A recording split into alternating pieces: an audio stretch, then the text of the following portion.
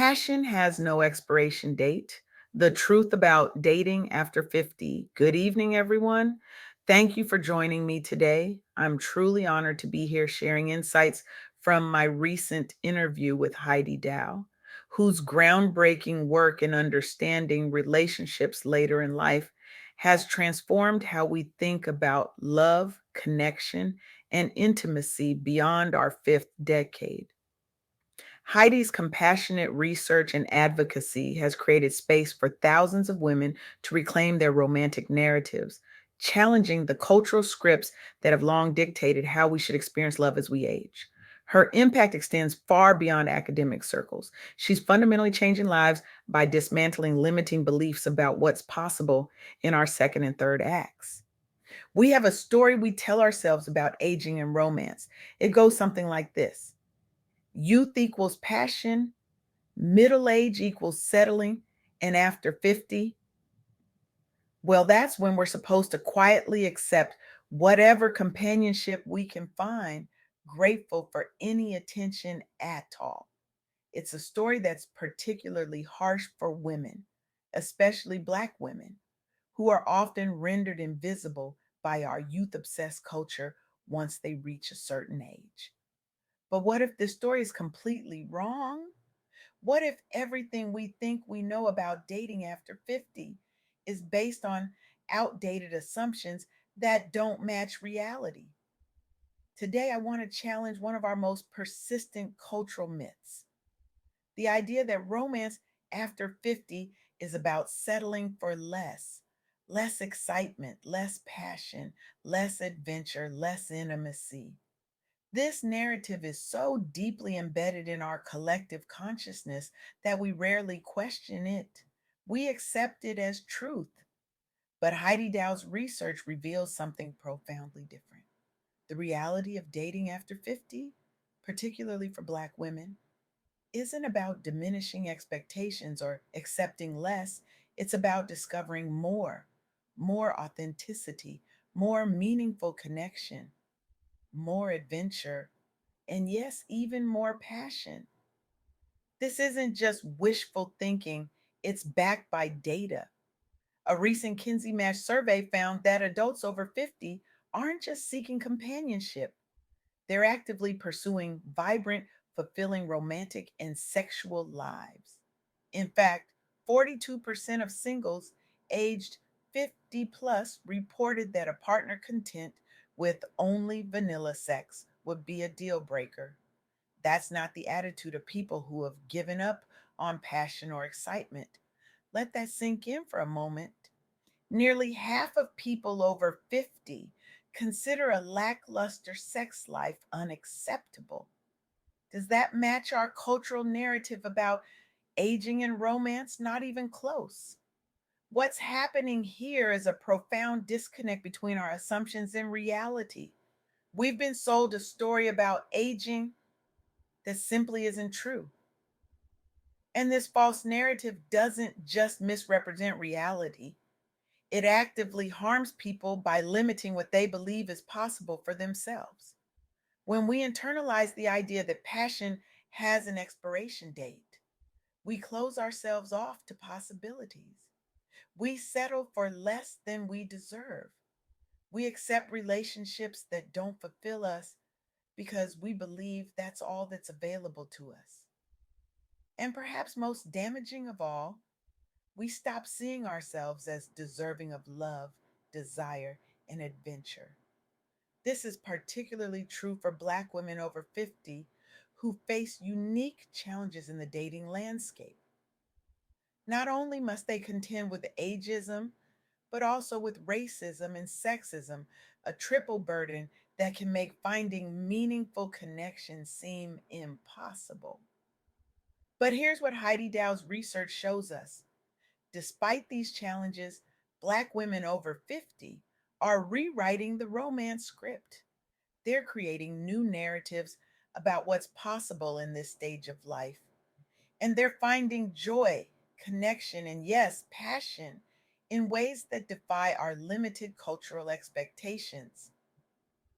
Let me share with you the story of Beverly Johnson, a Black woman in her mid 50s from Atlanta who re entered the dating scene after divorce.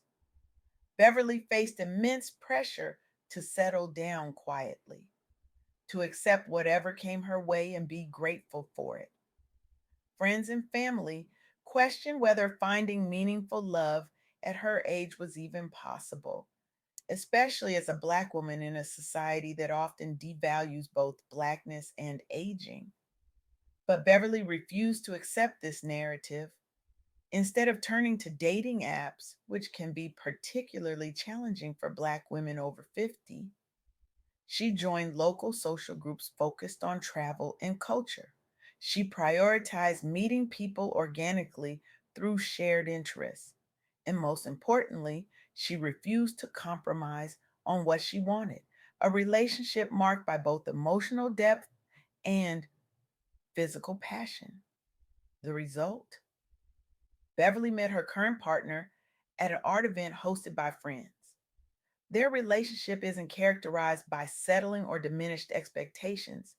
It's marked by genuine emotional connection and renewed physical intimacy.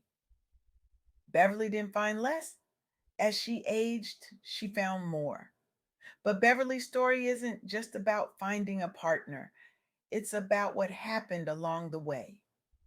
As she navigated this journey, she built a support network of like minded women facing similar challenges. She became an advocate for embracing joy at every stage of life. Her story inspired others in her community to seek fulfillment beyond traditional expectations. Beverly's experience reveals something crucial. When we reject limiting narratives about aging and romance, we don't just transform our own lives, we create ripple effects that transform our communities. This brings me to another key insight from Heidi Dow's research. While younger generations often prioritize novelty or physical appearance in relationships, those over 50 consistently rank trustworthiness as their top priority. In fact, 72% cited as the most important trait in a potential partner. This shift in priorities is beautifully illustrated by Marsha Williams, a Caribbean American business owner based in New York City, who began dating again at 55 after losing her husband. Marcia quickly discovered a common challenge in the modern dating landscape: dishonesty. More than half of online daters misrepresent themselves in some way, creating a minefield of potential heartbreak for those seeking genuine connection. Marcia's response was to establish strict boundaries around transparency. She conducted background checks when using dating apps, but primarily relied on introductions through trusted friends within her professional network. She learned to spot red flags early, like evasiveness around personal details, and wasn't afraid to end connections that didn't meet her standards for honesty. After losing her spouse unexpectedly, Marcia took time to heal before seeking partnership again. She prioritized her own emotional well being, refusing to use dating as a distraction from grief. This deliberate approach to healing allowed her to enter new relationships from a place of strength rather than need. Over time, Marcia built remarkable resilience while growing both personally and professionally.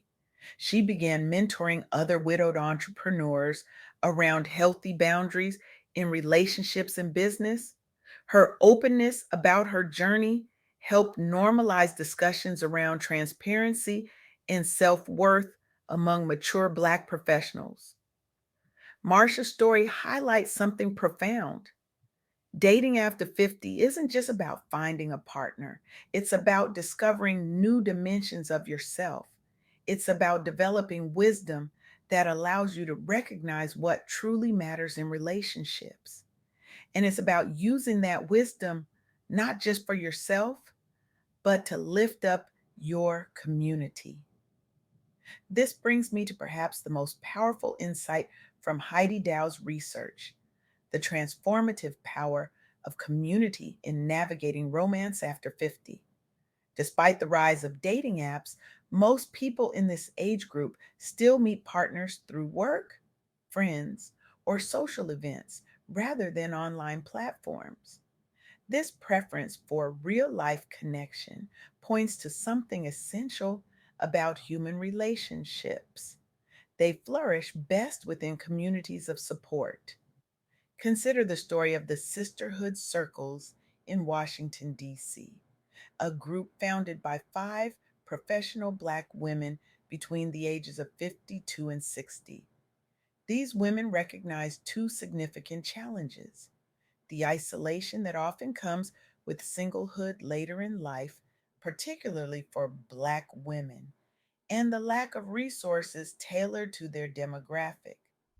Their solution was brilliantly simple: create intentional spaces for open dialogue about both romantic misadventures and triumphs.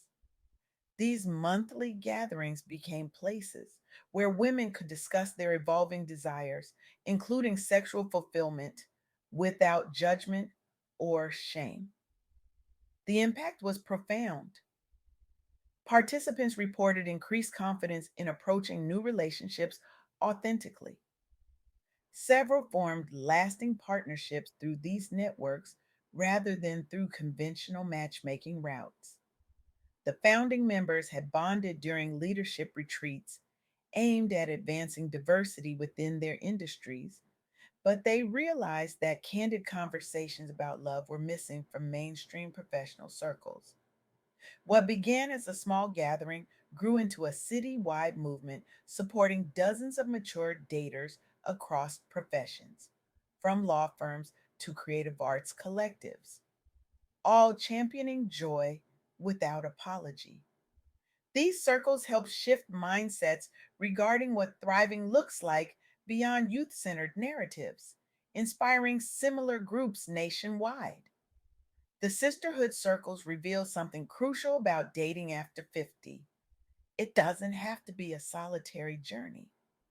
When we create communities of support, space where we can share honestly about our experiences, desires, and challenges, we transform what's possible, not just for ourselves, but for everyone around us. This is the heart of what Heidi Dow's research shows us. Dating after 50 isn't about accepting less, it's about claiming more: more authenticity, more community, more joy, more passion. It's about recognizing that our capacity for love, connection, and intimacy doesn't diminish with age, it deepens. For those in what we might call their soft girl era, that sacred space where we're unlearning survival mode and reclaiming softness. This message is particularly powerful. Many have spent decades being strong for everyone else. They've led teams, raised families, held down households, carried communities. They've worn the superwoman cape for so long that they've forgotten what it feels like to take it off. Dating after 50 offers an opportunity to redefine strength, to recognize that true power lies not in how much we can endure, but in how authentically we can connect. It invites us to embrace softness not as weakness, but as a radical act of self love. It challenges us to protect our peace by setting boundaries around what we will and won't accept in relationships. So I challenge you today: reject the cultural narrative that tells you passion diminishes with age. Refuse to accept the story that says adventure, romance, and deep connection are only for the young. Instead, embrace the truth that your capacity for meaningful relationship actually deepens with time.